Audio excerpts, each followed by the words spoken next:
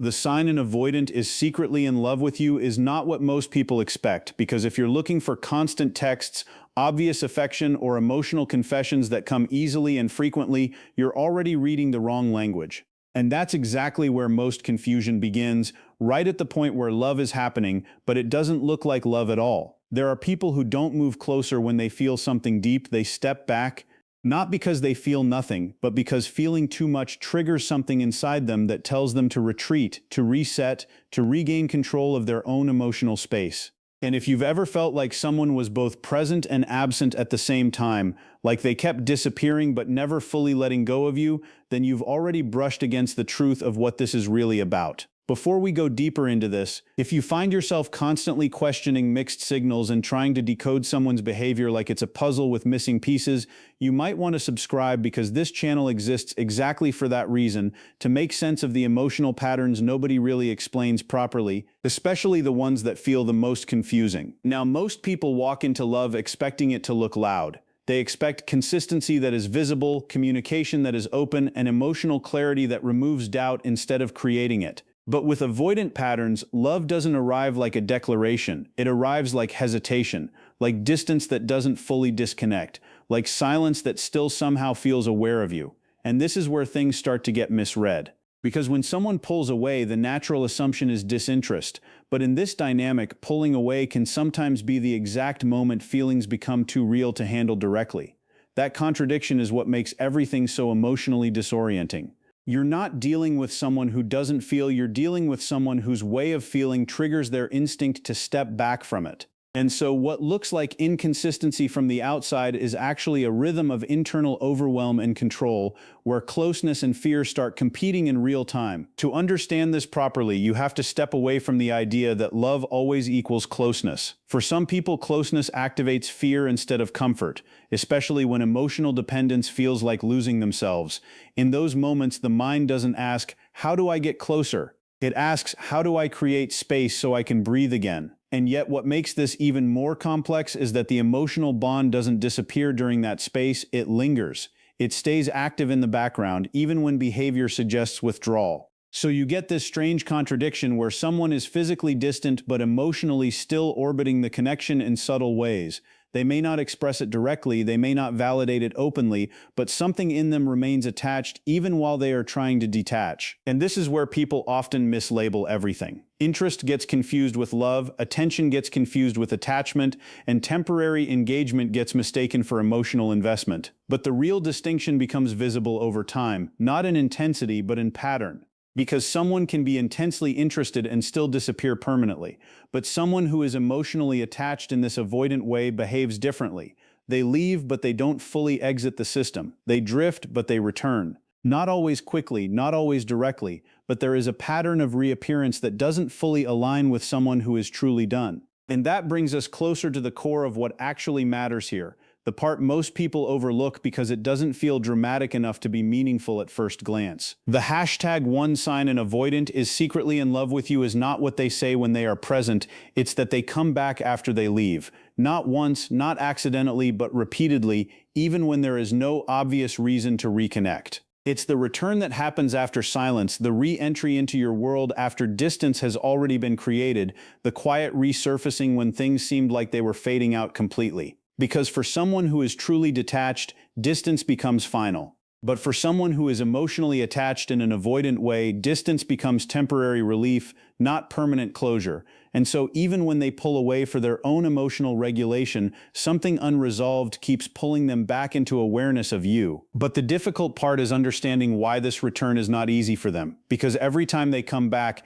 it means they've crossed their own internal barrier. The same system that told them to step away now has to be overridden, even if just for a moment. And that doesn't happen lightly. It happens because the emotional pull doesn't fully disappear during absence, it builds quietly in the background. So what looks like inconsistency is actually resistance against something they are trying not to feel too strongly. And this is where the push-pull cycle begins to form naturally, not as a game but as a coping mechanism. They move closer when the emotional connection feels safe enough, and they pull away when it starts to feel too consuming, but neither action fully cancels out the attachment underneath it. And once that push and pull pattern becomes visible, everything starts to feel like emotional whiplash for the person on the receiving end, because one moment there is warmth, attention, even a sense of closeness that feels like things are finally aligning, and then suddenly it shifts again into distance, silence, or emotional unavailability that feels almost like starting over from scratch. But what's really important to understand is that this isn't random, it's rhythm,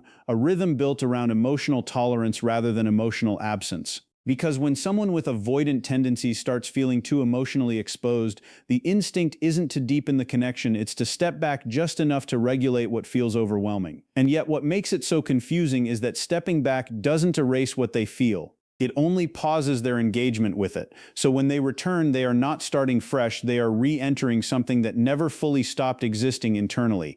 That's why the cycle repeats.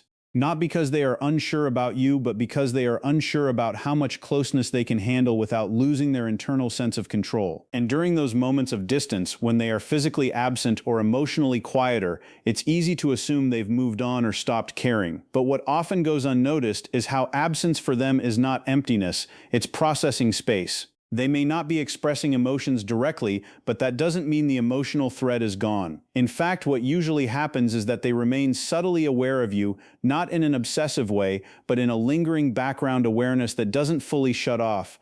They might not reach out, they might not initiate connection, but they don't fully disconnect either. And this is where many people misinterpret silence as rejection, when in reality, silence can sometimes be containment, a way of holding feelings without having to engage with the vulnerability of expressing them.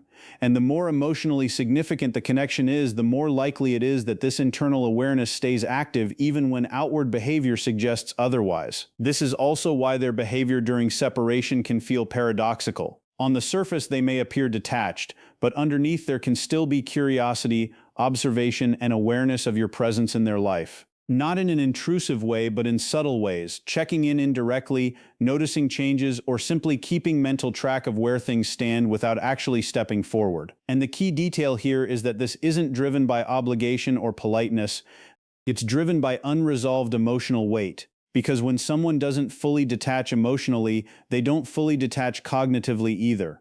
And so even in their absence, there is often a quiet continuation of connection that exists beneath the surface of no contact or reduced communication. But what makes this even more complicated is that they often struggle with why they can't fully let go. From their own perspective, distance should create closure, silence should create detachment.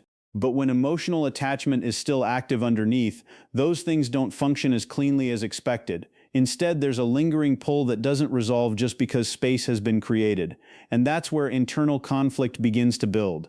Because on one side, there is the desire for independence, emotional safety, and control over personal space, and on the other side, there is something that keeps reactivating emotional relevance whenever you re-enter their awareness. That contradiction is uncomfortable, so they manage it the only way they know how, by oscillating between engagement and withdrawal. And this is exactly why even small reconnections matter so much in this dynamic, because when they reach out again, even casually, even without deep emotional language, it signals something significant about their internal state. It means the distance did not resolve the connection. It means the emotional thread still had enough strength to bring them back into your orbit. And that return, especially when it happens more than once, becomes more meaningful than any temporary closeness, because it reveals persistence. Not the persistence of action, but the persistence of emotional presence that survives their attempts to step away. And this is where the pattern begins to reveal what words often fail to say. And slowly what emerges is a shift in behavior when feelings become harder to ignore.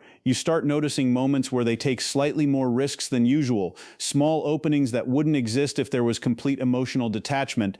It might not be dramatic vulnerability, but it shows up in subtle honesty, slightly deeper conversations, or moments where they let their guard down just enough for you to see something real underneath the usual distance.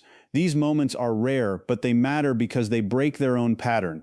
And whenever someone breaks their own emotional pattern, even briefly, it usually means the internal pressure of holding everything back is becoming harder to maintain, because avoidance is not absence of feeling, it is management of feeling, and management has limits. And once that internal limit starts getting tested, something subtle begins to shift in how they prioritize you, even if they would never openly frame it that way. It doesn't suddenly turn into constant availability or overwhelming affection, because that would go against the very structure they rely on to feel safe, but it does show up in consistency where there used to be hesitation.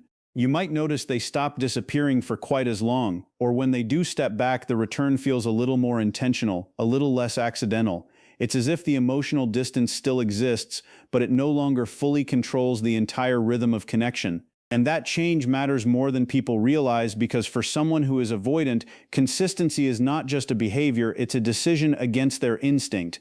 So when effort begins to appear in maintaining some level of connection, even in small ways, it signals that attachment is quietly influencing their actions more than their fear is controlling them in that moment. But what often confuses the other person even more is what happens when you stop chasing. Because in dynamics like this, pursuit creates pressure, even if it comes from love or clarity seeking, and pressure in the avoidant emotional system triggers withdrawal. So when the pursuit stops, something unexpected happens. The emotional environment becomes less threatening. There is suddenly space for feelings to exist without immediate demand or expectation. And in that space, what was being suppressed doesn't disappear, it surfaces. This is why distance from your side can sometimes lead to their reappearance. Not because they were unaffected before, but because the emotional weight finally had room to breathe without feeling cornered. And in that breathing space, their awareness of you becomes clearer again, not distorted by pressure or emotional intensity, but experienced in a calmer, more reflective way that allows them to reconnect without feeling overwhelmed in the same immediate way they did before. And that is where you start seeing signs of internal conflict more clearly.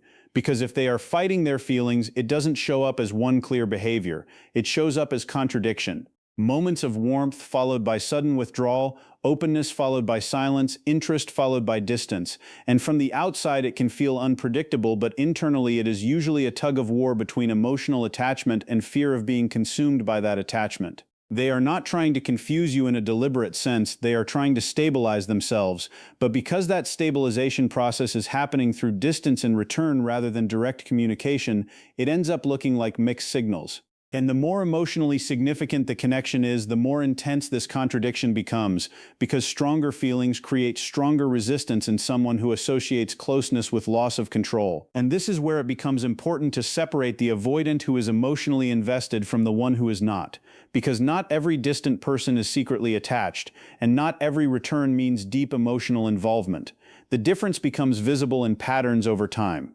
Someone who is not emotionally invested may disappear and never re-enter your orbit in any meaningful way, but someone who is emotionally attached, even while struggling with closeness, tends to circle back.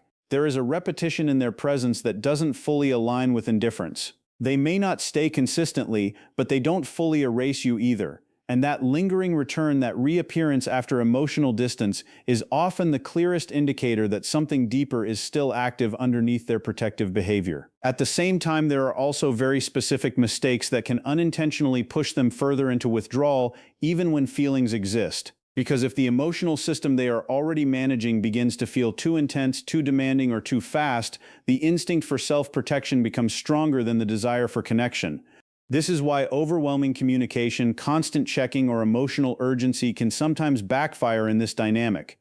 Not because your feelings are wrong, but because the pace doesn't match their internal capacity to process closeness.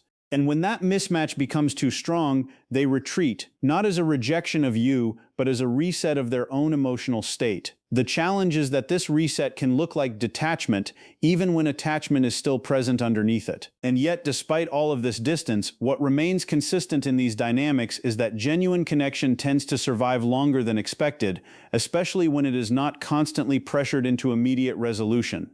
Because when the emotional space is respected, something interesting happens. The avoidant system doesn't feel as threatened, and when it doesn't feel threatened, it doesn't need to shut everything down. That doesn't automatically turn them into someone fully open or expressive, but it does allow small bridges of connection to stay intact over time. And those small bridges are often what lead to repeated returns, repeated re-engagement, and the slow realization that what they feel hasn't disappeared just because it wasn't constantly expressed. And when those small bridges of connection keep surviving over time, something deeper starts to become visible that most people miss while they are still caught in the emotional turbulence of mixed signals, and that is the way avoidance itself begins to soften around familiarity. Not disappear, not fully resolve, but loosen just enough for patterns to shift in subtle ways that only become obvious when you zoom out and look at the entire timeline instead of individual moments.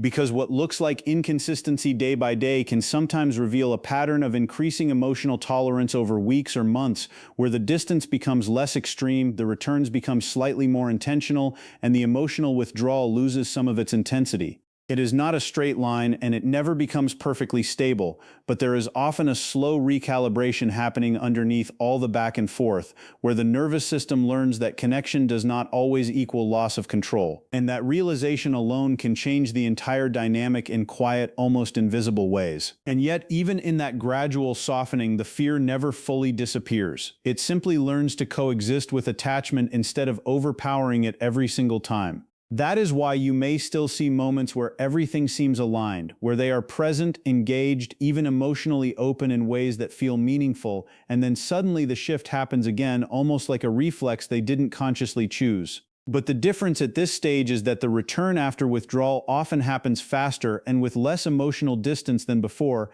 as if the separation itself is no longer as absolute as it once was. It becomes more like a pause than a disappearance. And that shift is crucial because it signals that the emotional connection is no longer being fully reset each time. It is being carried forward even through silence. So instead of starting over after every withdrawal, something accumulates underneath, something that makes each return slightly easier than the last. But this is also where emotional interpretation becomes very important, because it is easy to romanticize this pattern and assume that persistence alone guarantees depth of feeling, when in reality, the presence of repeated returns is only meaningful when it is paired with gradual change. If someone keeps coming back but nothing ever shifts in their behavior, their openness, or their willingness to engage even slightly differently over time, then you are not witnessing emotional growth, you are witnessing repetition. The distinction is subtle but essential because true emotional attachment in this context tends to evolve in small, almost imperceptible ways, whereas emotional convenience or habit tends to loop without transformation. And learning to recognize that difference protects you from confusing emotional familiarity with emotional investment. At the same time, there is another layer that often goes unnoticed, and that is how deeply avoidant patterns are influenced by internal conflict rather than external circumstances. Because from the outside, it can look like they are